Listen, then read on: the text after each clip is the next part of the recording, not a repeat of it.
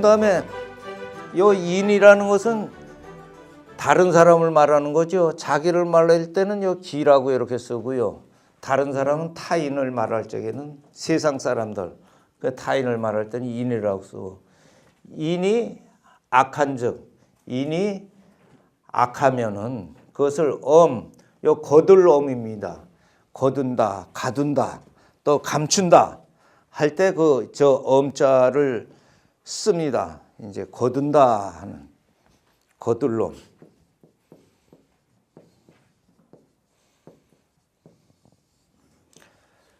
다른 사람의 악한 점은 다른 사람의 악한 즉 그것을 엄지하고 그것을 거두고 그것을 감춰주고, 다른 사람이 악하면은 그것을 드러내지 말고, 다른 사람이 선하면은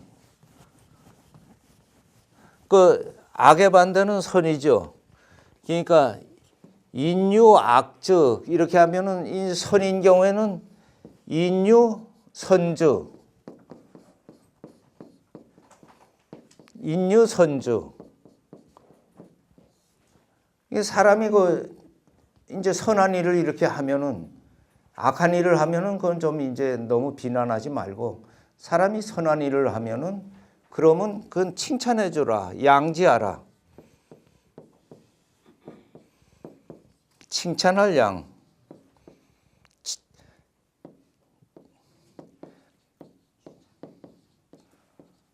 드러내 줘라. 사기양양해라. 드러내 줘라. 그러니까 사람의 잘못된 것은 좀 이렇게 감춰주고, 사람의 잘된 것은 그것은 좀 이렇게 드러내줘라, 찬양해줘라, 칭찬해줘라.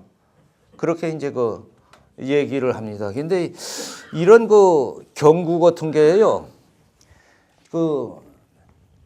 대개 그 선인들이 이런 경구를 했을 때는 사람이 하기 어려운 거를 본인도 잘 못하는 것을 아마 이렇게 경구로 이렇게 만들었을 겁니다.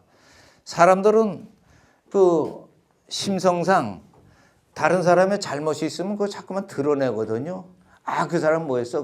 뭐 알고 보니까 뭐야? 뭐 하는 식으로 해가지고 이게 엄지하지 않고 그걸 양지하는 거예요. 이 자꾸만 드러내주는. 그리고 사람이 착한 일을 했으면 그거 뭐 그렇지 뭐 이런 식으로 해가지고 자기가 착한 일을 한 건 자꾸만 드러내려고 그러고, 남이 그 착한 일을 한 것은 폄하시키고, 이런 것을 상당히 어렵기 때문에 이 선현들은 저런 것을 그렇게 제대로 이제 칭찬하고, 인유선적안주 칭찬하고 이렇게 저거 하라 하는 게, 이제 인유악측하면 엄지하고 인유선직하면은 선직하면은 그러면은 이것은 양지하라. 주자라는 사람이 이제 자기 가운에다가 가운에 이런 말을 이제 자기 자손들한테 이런 말을 주장하는 겁니다.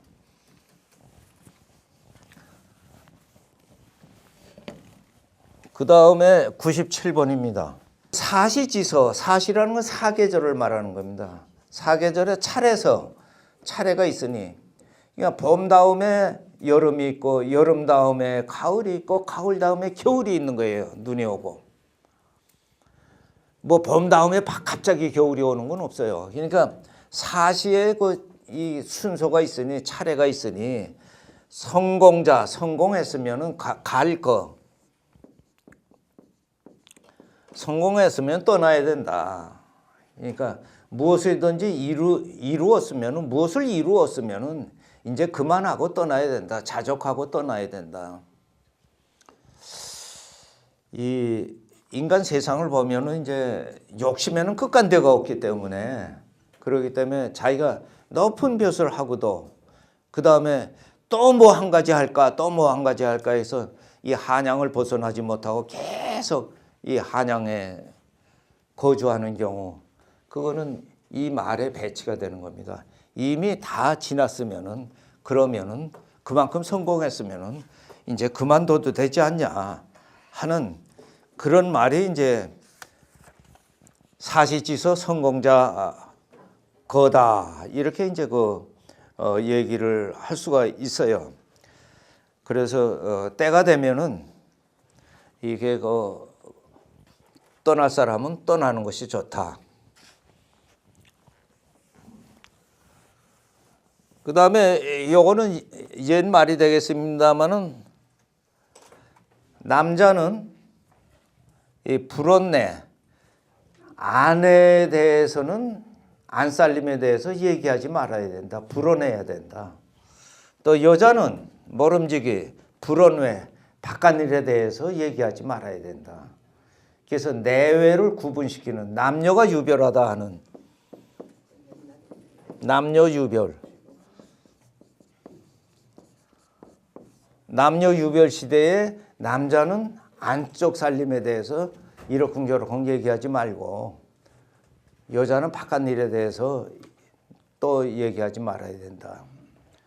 근데 이건 지금 시대가 바뀐 것 같아요.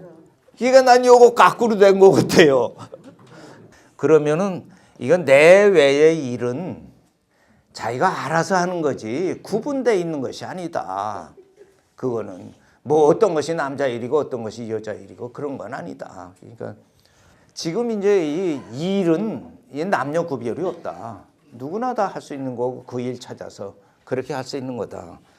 그래서 남성도 지금 간호사가 되고 다 그런 거 아닙니까? 여성도 그 비행사가 되고 다 그렇게 되는 거예요. 그 다음에 요 치자는 이를 치자입니다. 이를 치. 어디까지 이제 다다랐다 하는, 이르렀다 하는 산치 기고. 산이 높이 이르렀으면은 산이 높으면은 산이 높은 곳에 이르렀으면은 산이 높으면은 구름은 운욱이다. 그 비유 일어날 기 그 구름과 비가 일어나는 법이다. 높은 산에 구름이 이렇게 머글고 또 비가 이렇게 내리는 것이다. 또 운무 안개가 이렇게 끼는 것이다. 낮은 그 뒷동산에 올라가서 저 꼬맹이들이 뛰노는 거기에 이 운우가 이렇게 기하고 그건 아니고 좀 높아야 그다음에 운우가 그러니까 사람도 뜻을 좀 높이고 그러면 좀 더 이제 고상해지고 또 사람도 또 높은 곳에 좀 이제 올라가 보고 그러면 이제 세상을 좀 더 알 수가 있고 하는 그런 뜻이 산도 높아야 그다음에 운우가 이 구름과 비가 일어나는 법이다. 사람도 뜻을 크게 가지고 또 남을 많이 포용하면서 큰 그릇이 돼야 그래야 이 추종자도 많아지고 그다음에 모든 것이 이제 그리고 또 다른 면으로는 높은 산이 되려면은 그러면은 운우 이 비구름을 많이 좀 겪고 풍상을 좀 많이 겪어야 된다 하는 그런 뜻도 내포해 가지고 있습니다. 그 다음에 마지막으로 이제 요 육조단경에 나오는 100번이 육조단경에 나오는 본래 무일물 원래 무일물 한 가지 물건도 없었다. 그 옛날에 이제 그 선승들이 말이죠. 선승의 그 제자가 거의 책에 썼습니다마는 당나라 때 흥인선사라는 그런 선승이 있었어요.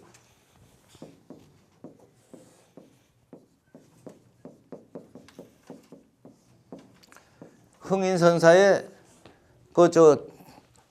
두 사람의 그 뛰어난 그 제자가 있었습니다. 제자가 흥인선사의 제자가 뛰어난 제자가 둘이 있었는데요.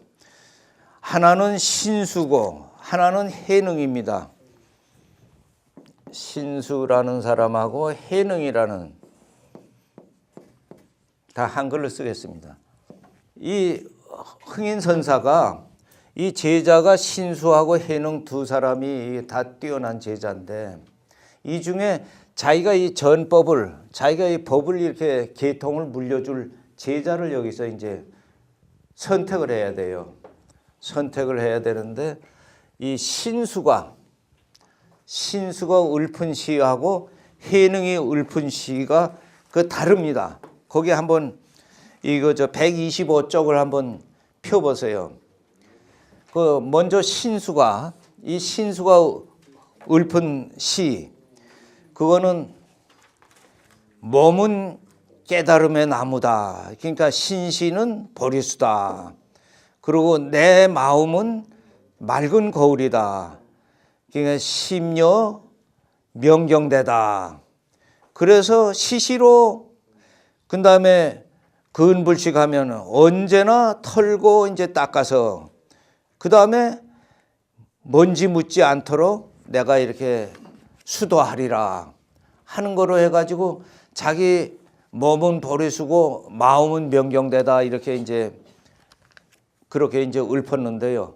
그러니까 끊임없이 자기는 이제 이렇게 수도를 하겠다 하는 그 각오를 이렇게 읊었는데 그 시를 보고 이 해능이 그 다음에 대구를 이제 적어 놓는 것이 그렇게 그 뒷페이지에 126쪽에 이렇게 있습니다.